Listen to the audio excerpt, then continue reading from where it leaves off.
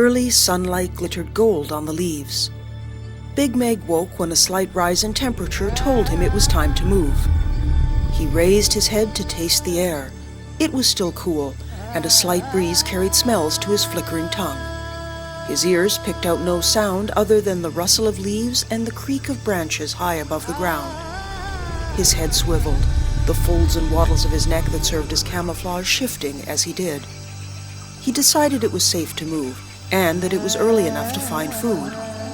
He stretched each leg in turn, encouraging blood flow through his limbs so he could move and find enough sunlight in which to warm himself. Even for a megalania, Big Meg was a large male, 23 feet long and weighing nearly 2 tons. His sand-colored skin was mottled with gray-green stripes and patches. He had lived many years, more than most of his species, and felt no aging in his muscles and bones. He feared nothing, except a scent that was new and strange, a taste that had recently arrived in the forest. He feared it as he feared anything new, and instinctively knew that something about it was dangerous. He avoided that smell whenever he could. Tall eucalyptus forests and woodland dominated the land, dense enough to give shelter and provide places to lie in ambush, but clear where necessary so he could move easily. Nothing had fallen to his bite for too long now. Hunger forced him to move. He didn't like that. It brought him to attention and his brain screamed fear. But the urge was too great. He needed to eat, and he needed to eat soon. His stomach growled with hunger, and when he opened his jaws, he expelled gas. He moved slowly at first, his forelimbs aching. Slowly, they began to work. The stiffness eased just enough for him to move his bulk between the trees. They shook as he pushed past, and wary birds screeched in alarm. Now he could be seen, his movements noted by possums that scattered, and he vaguely heard the excited chatter of birds warning other forest dwellers that he was around and moving. His chances of finding anything unwary were slim, but the urge to find clear sun overruled his hunger, as it always did first thing in the morning. Moving might make prey scarcer than it had been, but he had no choice. Big Meg knew that the screeches and panicked rustlings would settle down, and then he would be able to hunt with a better chance of success.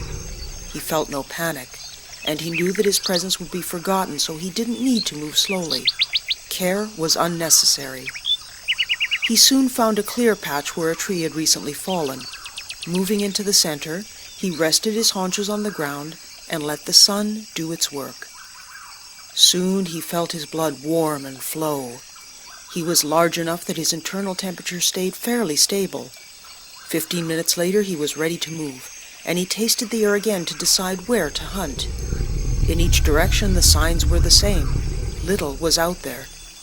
He reached into his memory, recalling a place nearby where the hunting had been good.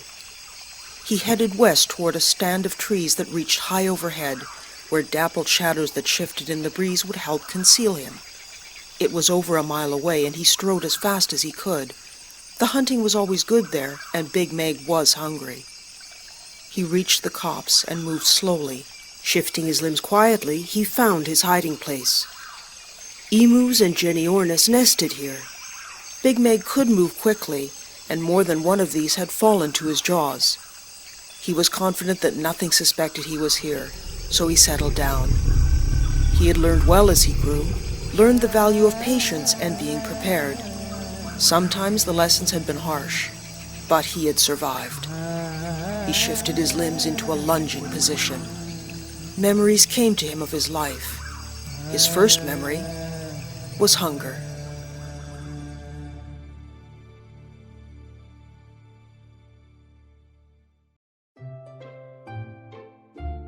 The Curious Little Bunny by Amelia Picklewiggle. This is a Visual Audio's production, read by Tracy Norman.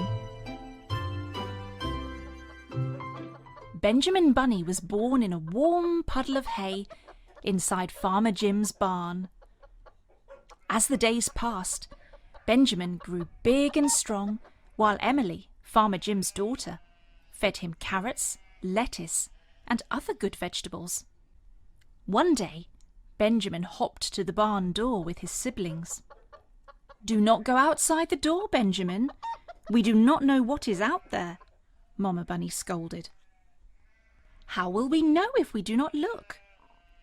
Benjamin's curiosity was such a wonder and a concern, Mama Bunny thought, as she cleaned his fur with soft, loving licks. The outdoors did not scare Benjamin. He was a normal little bunny, and the world outside was filled with wonder and amazement.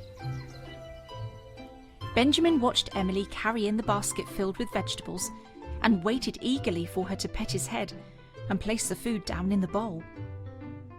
The carrots were his favourite. He nuzzled at the bowl and picked out a small, ripe carrot. Mama Bunny was so proud of her babies as she watched over them day by day. They were growing quite well and looked healthy enough, but she was very concerned about little Benjamin and his curiosities. Every day Benjamin would wait by the fence that closed off the door to the barn, always watching for Emily. But Mama was afraid Benjamin wanted to see a little more of the world she was protecting him from. That night, Benjamin slept peacefully, cuddled next to his mama and siblings. Mama made sure to sleep with one eye open, so she could watch Benjamin closely. The next morning, the barnyard was busy with all the animals waiting for the farmer and his wife to begin feeding them and pouring clean water for them to drink. The hired hands on the farm cleaned out the stalls and laid down fresh hay for the horses. Benjamin, as usual, wanted so eagerly to explore. Mama watched his saddened little eyes dart from side to side as he sat there at the fence. "All right," Mama said with a sigh. "I will take you for a short walk to the horse stable so you can visit with them. But you must promise to stay close so I may keep an eye on all of you." Benjamin followed Mama through the back of the barn. They exited through a crack in the back door of the barn. Elliot Finds a Home by Amelia Picklewiggle. This is a Visual Audio's production, read by Tracy Norman. Elliot was a little puppy who lived in a pet store. The pet store was not his home, because home is where family is. And Elliot had no family in the pet store. All the puppies in the pet store were waiting to be bought and have a home. But Elliot was not like the other puppies. Elliot was different. And everyone saw that Elliot was different when they saw him. Elliot could do things that other puppies could not do, because he was different. That made him special. It made him almost magic. But no one wanted to buy Elliot, because he was different.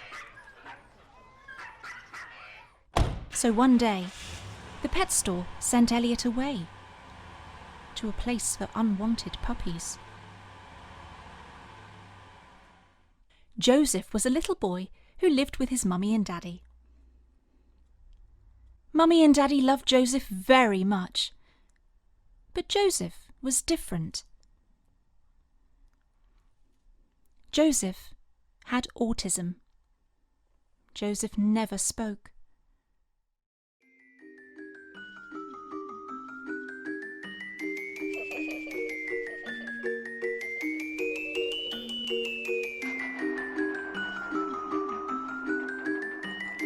Witch-O-Ween by Amelia Picklewiggle. This is a Visual Audio's production, read by Tracy Norman.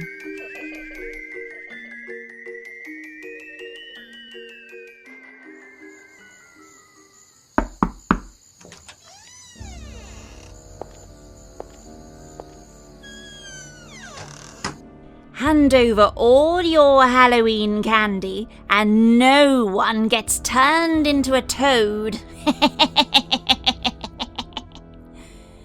Witch Hazel cackled as she watched the funny expressions on the faces of the children as they lifted their masks to look up at her. "No!" one boy laughed as he clutched his bag firmly. Halloween was Witch Hazel's favourite holiday. She wasn't a bad witch, but rather a good one. In turn for the candy she had taken from the children, she replaced it with toys with a flick of her magic wand. It always brought great happiness to see smiles on the children's faces. Wow! Thanks, Witch Hazel! Toys are much better than candy! One little boy squealed as he pulled a remote-control car from his pillowcase. I have a book! A little girl squealed with pure delight as she showed the other children. She made sure to tell them that Witch Hazel was swapping candy for toys.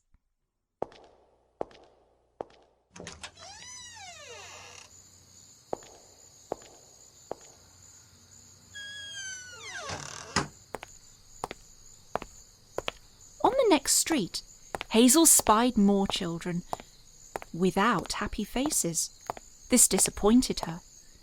She watched the children being bullied by several older boys who were demanding their candy. One little girl was quite brave as she stood up against them. With a flick of her wand, Hazel turned the mean boys temporarily into bats as a punishment.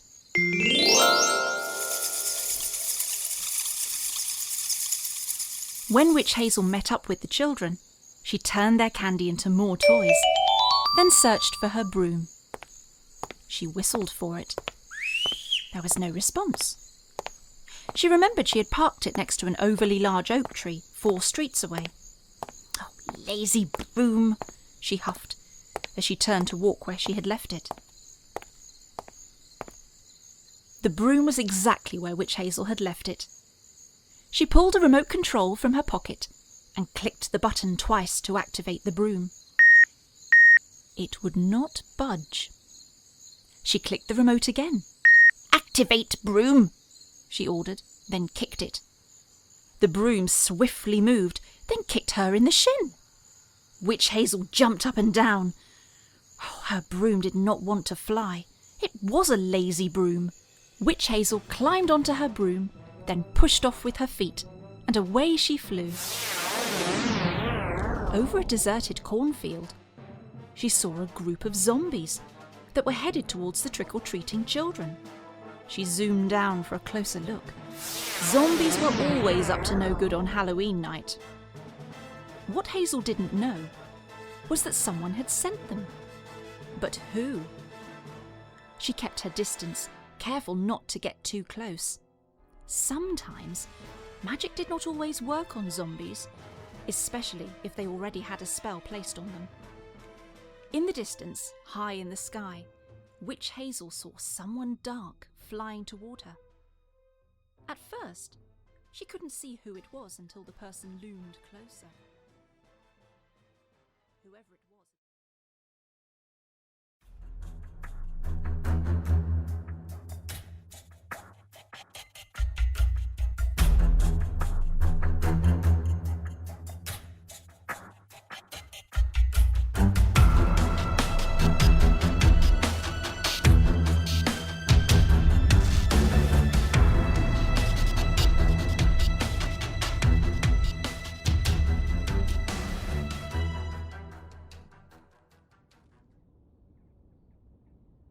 7:30.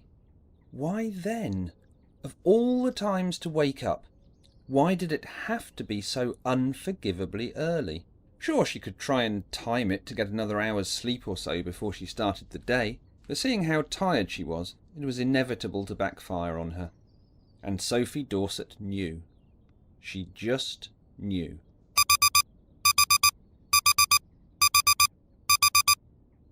First day of college, and I thought it would be a good idea to be up till 2, catching up on Miss TV. They're right. I'm an idiot. Oh well, if I get up now, at least I won't be late, will I? Okay, Gravity, time for the first struggle against you of the day. Why is it always the hardest? Huh, I'm up. Wow, this is chilly. I wish they'd let me wear my duvet to school. Stop me freezing to death. Let's see if the wider world has said anything while I've been asleep. Come on, load up! Stupid phone. Nothing. No, wait. Amy Hunt likes my photo. Oh God, I posted that? Oh well, At least someone in the universe is talking to me. Sophie tried to exert a cool exterior of being content without all the frivolous rubbish her friends talked about. But at just turned 17 she was fighting a losing battle. Even with the workload she knew would soon be thrust upon her, she couldn't risk a guilty peek now and again at what people were getting up to here and discussing there. Just enough to let the world know she existed. Oh, for God's sake, Travis. I know that comment's about me. Hell, we only broke up last week. Amy Hunt likes his post. That cow. She doesn't even know him. What idiot would befriend someone they don't... Who is she, anyway? Wow, Sophie, you need to stop just accepting everyone who shows interest in you. That's how some people get into trouble.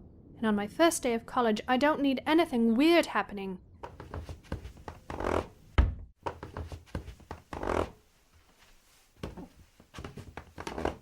She entered the bathroom, taking a thorough shower and extra time getting her hair back under control.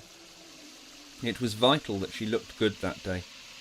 After all, it was a huge step up into adulthood, with new faces all around her. She wanted to be liked, but wasn't quite ready to like them back. Her friends had all gone away, and she was hurting. Not that a young woman like Sophie would ever have admitted such a thing. Until the pain of that, and finding her now ex-boyfriend's tongue down her best friend's throat at the prom subsided, she was solid steel from the heart outwards.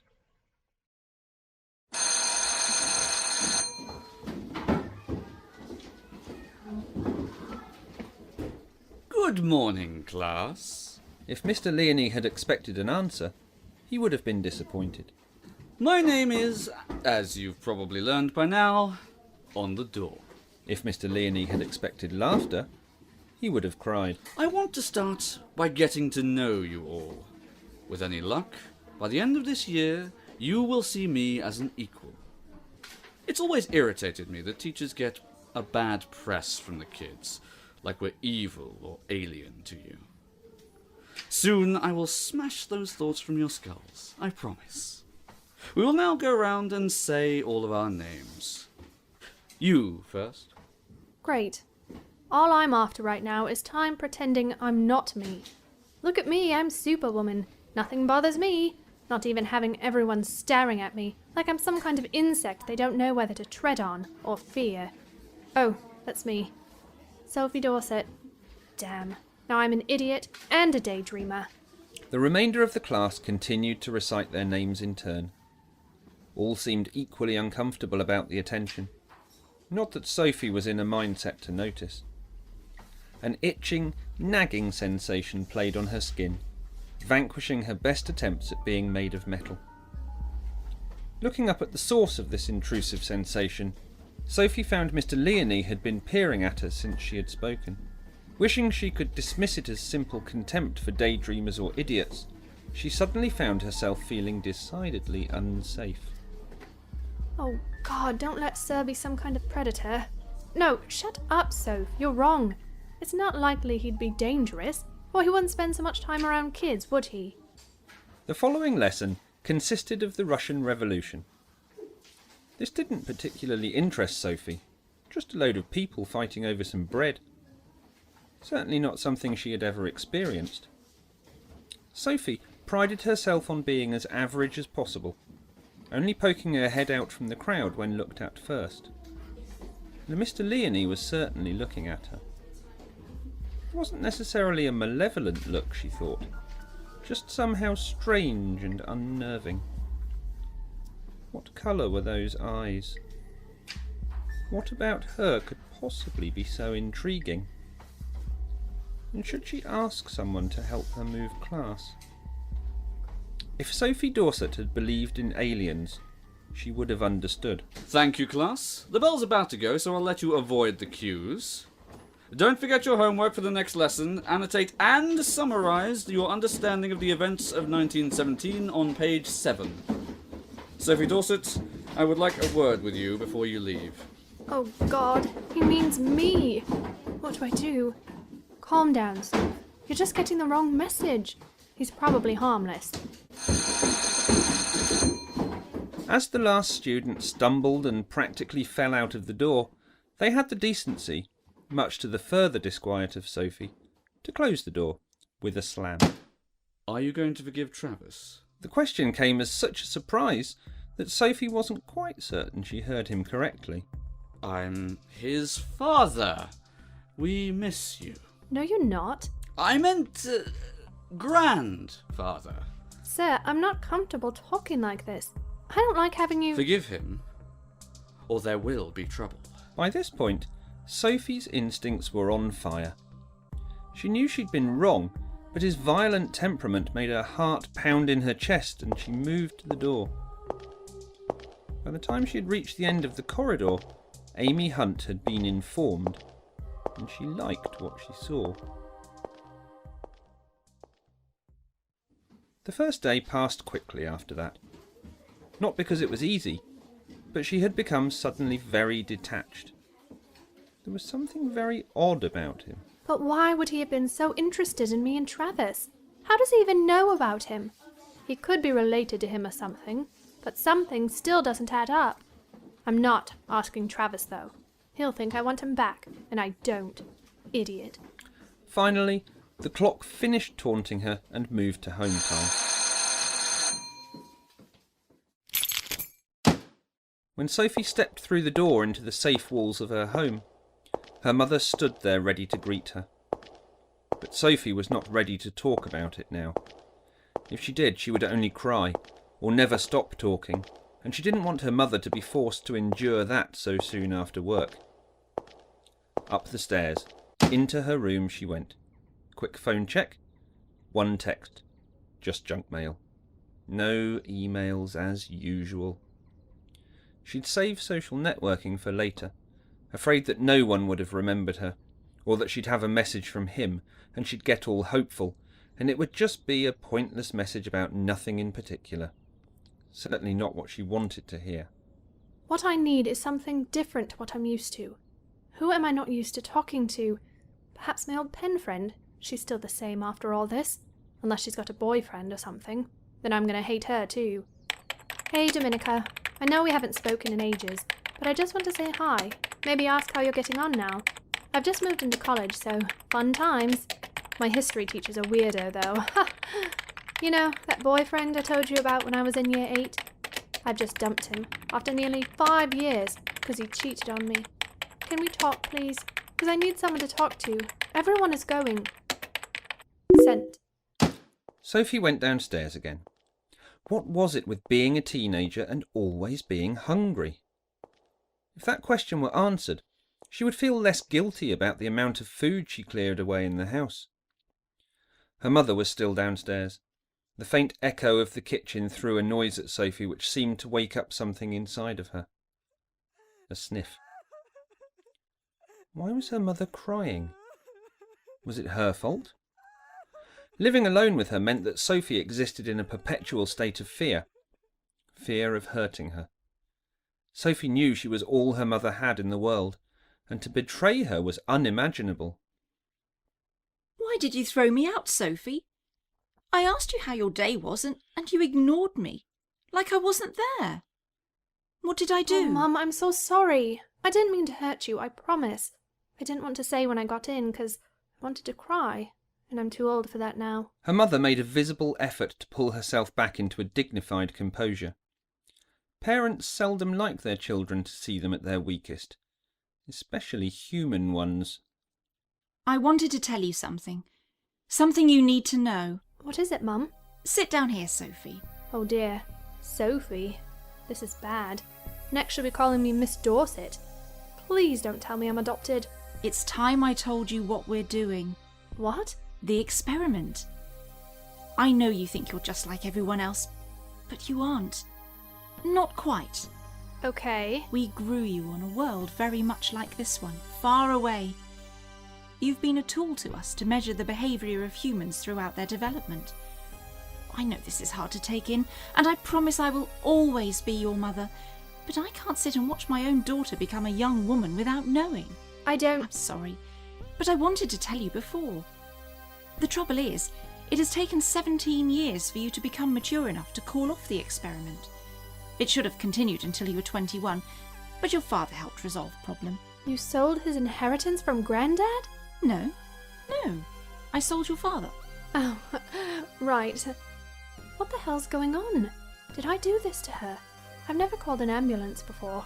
It's probably some tumour or something, messing with her thoughts. I just wish our people were all like you, Soph. Why? I see you sitting in line with people of all colours and countless disabilities, and it doesn't bother you. You would never hurt an animal or drop a bomb. I wish my species could do that. They're after you now. They know you're grown up enough now to throw away. You've got too many inhibitors, regulators and hormone tracers to let loose. Every cell in your body has been measured for 17 years. And finally, we know enough about humanity to... Sophie Dorset had never, ever been so confused in her life. She was an animal to them and was ready to be put down. What should I do, Mum? Not get caught. They don't know your name now the MK15 Traveller unit is down. But when they recover the social data, they'll find you. Then you've got to run. MK15 Traveller Unit? Trav-15. They called him Travis. My boyfriend was a robot? When your persona was suitably developed, they programmed the Trav-15 to record social development and interactions. Fortunately for you, he shorted out when someone put their tongue against the roof of his neural platform. Great. Anything else you want to throw at me? Suddenly I've got to not get noticed by anyone, stop my ex-boyfriend's brain being put back together, and when it is I'll die? Who am I hiding from?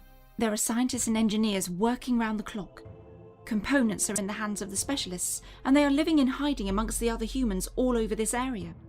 Whenever you leave this house, they will be watching once they find you.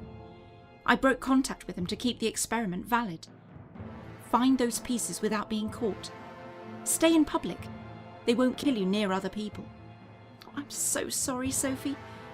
But if you are found, then they will kill you. And the invasion will begin.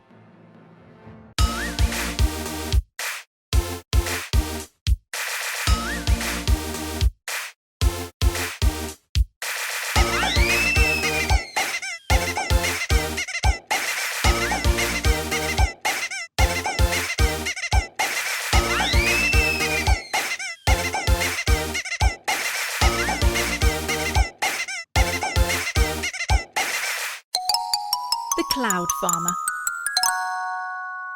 Once upon a time, a brother and sister were walking home from the summer fair with their mum. The children each had a balloon, the sort that floats up by itself. The balloons were a bit giddy and not being very careful. They were bouncing around all over the place. Suddenly, they bounced too hard and floated out of the children's hands and up into the sky. The children were very upset as they watched their balloons float away until they were tiny dots. But their mum said, "Never mind. We can get some more at next year's fair. I'm sure the balloons will keep an eye on you from up in the sky and find other ways to make you happy." Meanwhile, the balloons floated up and up. They floated a long way from the fair, and it started to get cloudy. First, they floated through rain clouds and got all wet. Then a strong wind blew them dry, and also blew them a long way away. Then they floated through some thunder clouds, where they were very nearly struck by lightning. They were very frightened. Then they floated through clouds full of hailstones, which pitter-pattered all over them like someone playing a drum. They were hit so much they were afraid they would burst. But they kept on floating, and before long came out of the hail clouds. They found themselves in a warm sky with long white clouds raked into neat rows. They were feeling relieved when suddenly, pop! A big, round, sharp, pronged thing came from nowhere and bashed into one of the balloons, bursting it. Its friend watched in shock as the bits of rubber fell down and down until they were too small to see. It cried out in sadness, which sounded like a rubbery squeak, but someone or something heard it. "What's all this, then?" said a voice. The balloon looked round to see who it was. The voice belonged to a very strange person who appeared to be made out of clouds. He had been pulling the big round sharp-pronged thing along on a rope. The balloon was startled, but eventually managed to explain. "It's that thing you're towing. It bashed into my friend and burst him." "Oh dear, I am very sorry," said the cloud person. "I'm a cloud farmer, and this is the plough I use to make all the clouds up here neat and tidy. I'm afraid there's nothing I can do to help your friend." "Then what am I going to do?" asked the balloon, starting to cry again. "I've been blowing around for ages. I'll never be able to find the children I belong to again. And it's too dangerous for balloons up here anyway, and—" But the cloud farmer interrupted him. There now, maybe there is something I can do to help you. I've been looking for a helper for a while now, but no one ever seems to come up here. I'm getting old, and there just doesn't seem to be time to get down to the villages and towns and look after the clouds down there. I hardly have time to grow all the snowflakes up at the North Pole for the snow clouds. Maybe you could lend me a hand." "But how? I'm just a balloon." "Well, I know I'm getting old, but I think I still have a little bit of weather magic left." He reached behind his ear and pulled off some of the cloudiness he was made from. He carefully wrapped it round the balloon and patted it down. "Now this may hurt a little bit, but don't worry." He pulled out a pin from nowhere, stuck it through the cloudiness, and popped the balloon. "Ouch!" said the balloon, but to its surprise, it was still a balloon. But now it was made of the same cloudiness as the cloud farmer. "Wow!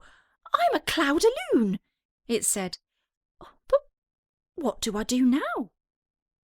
"Go down to the low levels and see what you can do about those clouds. You won't be able to tidy them all up, but see what you can do to help.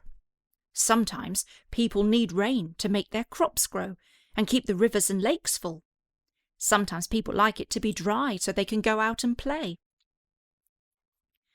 So the cloudaloon floated down. It did its best to make sure that the rain fell where it was most wanted and not where it was not wanted.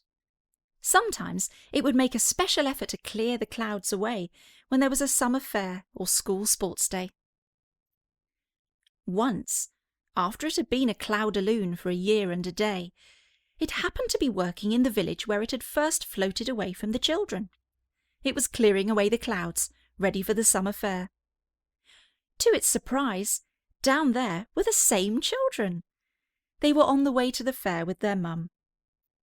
They both just happened to look up into the sky and saw a funny balloon-shaped cloud, which seemed to shape itself into a face and then wink at them before floating away. The children smiled, and this year they made sure they held on to their new balloons very tightly. Halloween Fright by Amelia Picklewiggle. This is a Visual Audios production, read by Tracy Norman. On Halloween night, it's such a sight, especially when you turn off the lights. Ghosts and goblins roam the streets, covered in nice crisp sheets. Pumpkins everywhere. They cause great fright if they dare. What a very scary sight. Candy everywhere, even at the Halloween fair. Witches on broomsticks fly high in the sky, even when you're walking by. Black cats walk across your path. Better make sure you walk right past. Little bats fly overhead. Then they make you fill with dread. Goblins are a scary sight, even in broad daylight. Haunted houses everywhere. Ghosts and goblins run out to scare. Witches brew, wands cast spells. Even then you can't tell.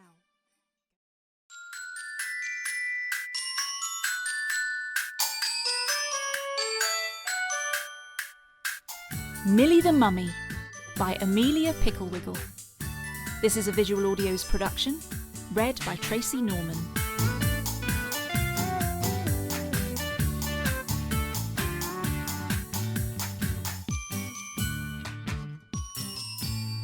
Come down for breakfast, Millie. It's time for school soon. Millie's mum stood over the stove cooking eggs and bacon. The scent filled Millie's nose, making her rise up from her nightly slumber inside her coffin bed. Millie dressed in her favourite purple shirt and jeans with her sneakers. She wrapped her hair in pigtails, then made her way down to the kitchen. Her dad was sitting with his cup of coffee next to him on the table and reading the morning newspaper as her younger brother Murray sat and played with his toys alongside of him. It was a good day today. Millie was helping to set up the haunted house for the special Halloween party at school. "Good morning, Millie," her mum said as she smiled. "Are you ready for your breakfast?" Millie sat in the chair next to her brother as her mum filled the plates set in front of her. "So, Millie, what are your plans for today?" her dad wanted to know. Millie smiled up at him. "I'm in charge of decorating the haunted house at school. I'm so excited." Millie sat and thought about all the scary things she could do. The school bus was blowing the horn outside in front of Millie's house. Her mum gathered up their lunch boxes and scooted them out the door so they would not be late. Millie sat down on the window side of the bus so she could wave goodbye to her mum. On the way to school, Millie sat next to her best friend Wanda the Witch and chatted.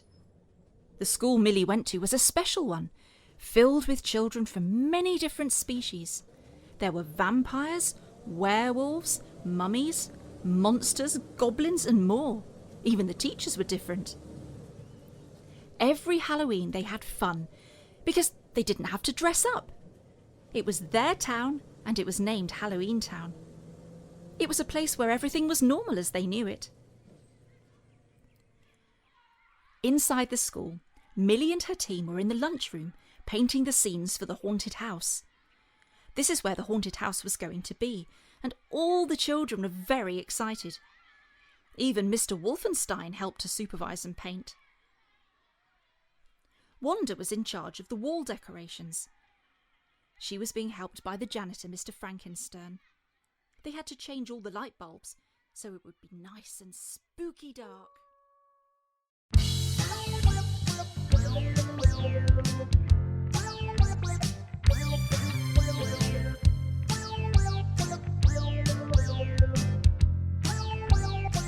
The Snow Bunny Science Sleuths. How to Tell Time by Using Your Hand. By Amelia Picklewiggle. This is a Visual Audio's production, read by Tracy Norman. "Hello, Professor Benjamin Bunny. We're all packed and ready to go on our camping trip." Bryn Bunny was excited as he walked into the science lab with his twin sister Brittany Bunny.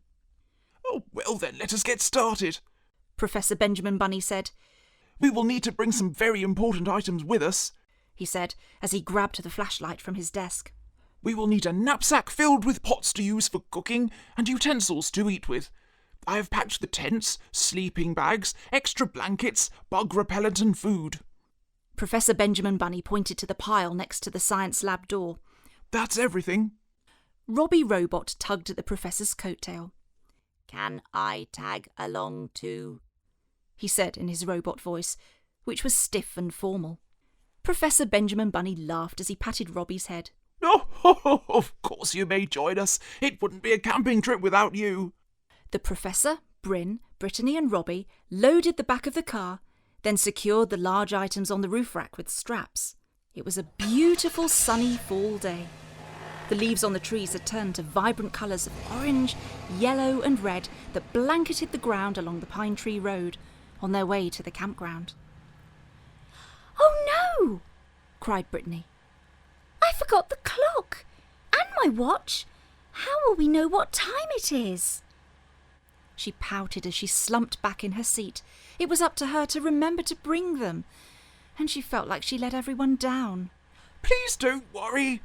That is the easy part about camping, and I will show you as soon as we set up camp," the professor replied, as he saw the campground in the distance.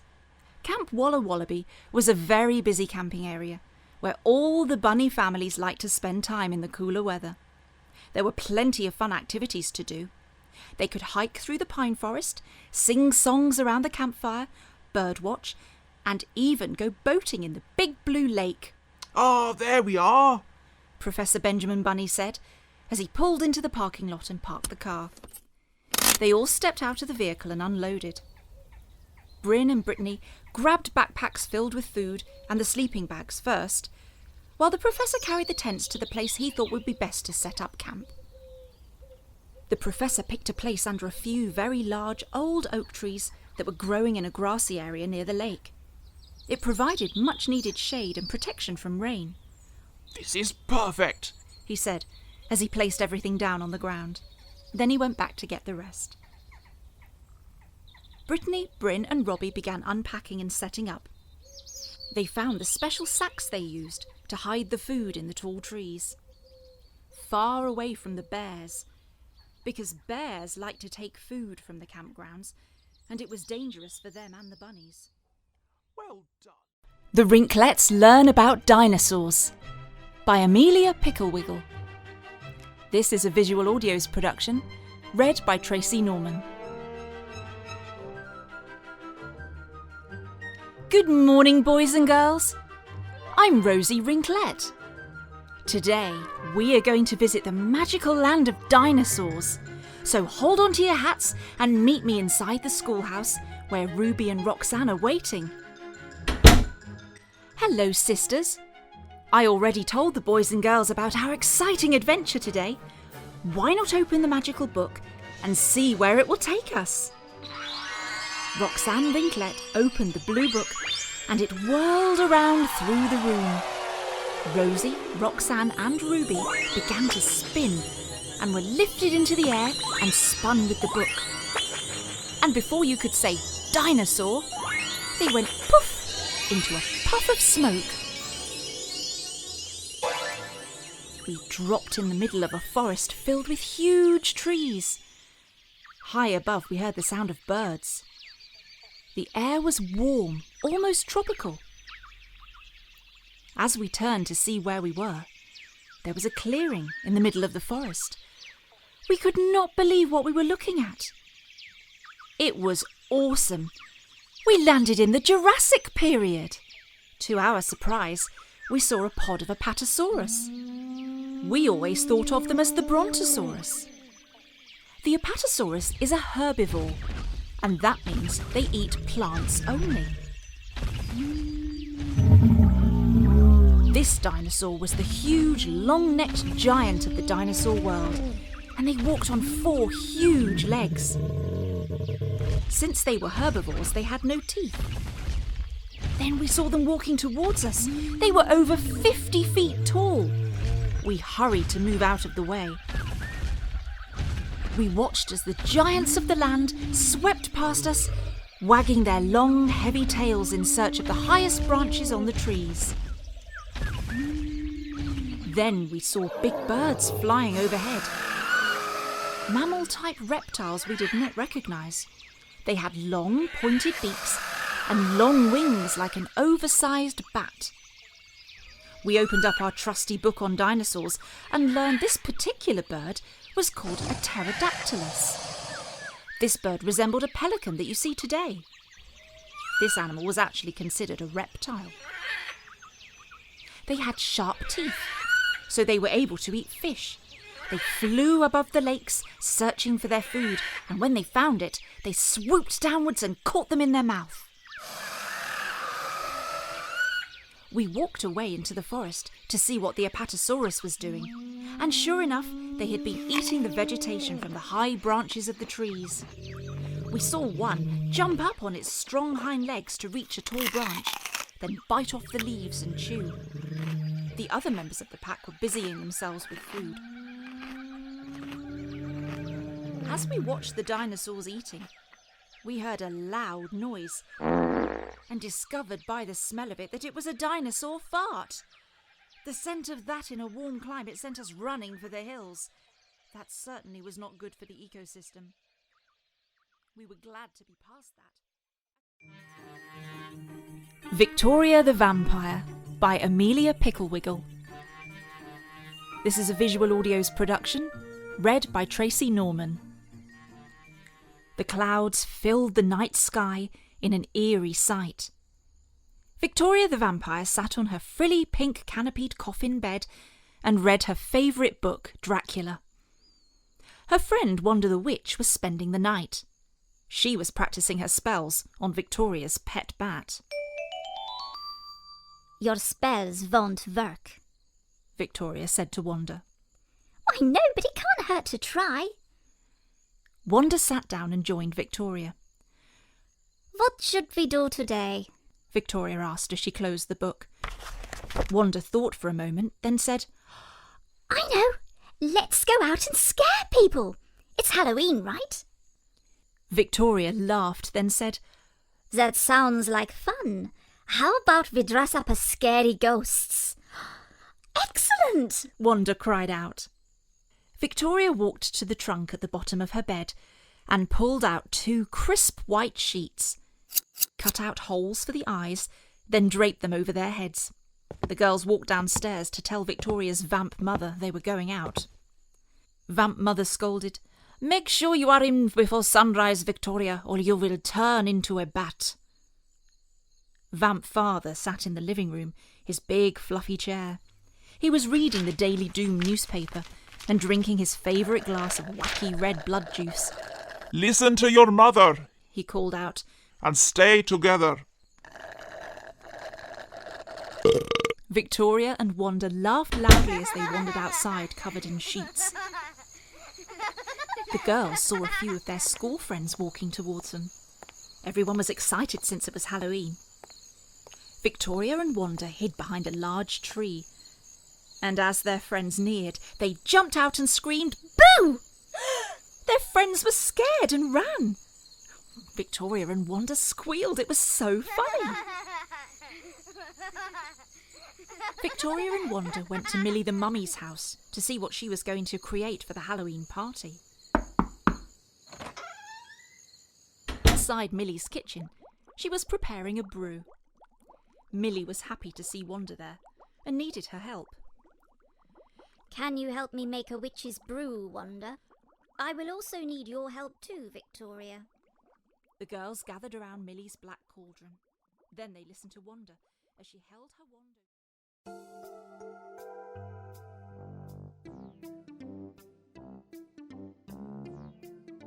Zelda the Zombie by Amelia Picklewiggle.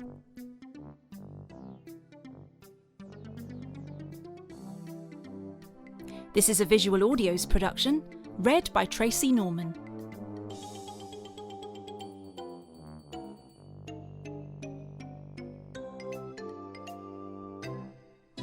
It's back to work! This Halloween is gonna rock! Zelda yelled up to her brother Zeke, who was in his bedroom, lying on his bed, listening to his MP3. Halloween is right around the corner! In the kitchen, Zelda was busy making zombie cider and chocolate frogs, along with other crazy potions to hand out to her friends at the party. She couldn't wait for Halloween, since it was a very special day for the town, filled with fun and chaos. She wasn't going to let anyone ruin it this year, no matter what. Zelda needed a break from all the work. She sat down and called her friends, Wanda, Victoria and Sally. Hi! Would you like to go out and pick pumpkins? Peter the Pumpkin said we can go to his farm. I thought we might carve them early this year. Afterward, we can make our costumes. I don't know, Zelda, replied Victoria. Something very fishy has been going on at the old haunted mansion up on the hill. We were thinking about going there tonight. We can get pumpkins and make our costumes tomorrow if that's okay. What's happening up there? Asked Zelda. We don't know for sure, but we think it might have something to do with Halloween. The house on the hill was empty, except for a few candles that lit the windows inside. With a wave of her wand, Wanda cast a protection spell before they approached. Dark as night, bright as light, save us from the scary fright. The words flowed around them as they made their way towards the spooky place. I don't like this, Wanda said, as they neared the old rickety steps. She kept her friends behind her and approached first. The doorknob glistened a bright green. Wanda was afraid to touch it. Wanda took a step forward. Her wand was at the ready. She flicked it twice and said another spell. The doorknob stopped glowing then turned. Wanda pushed it open as it creaked. It was dark inside. Wanda swished her wand. It lit at its tip, bright enough to lead them through the darkness. The floorboard beneath them creaked. Zelda, Wanda and Victoria huddled together as they walked. This is a Visual Audio's production, read by Tracy Norman. Buy more great audiobooks at www.visualaudios.co.uk.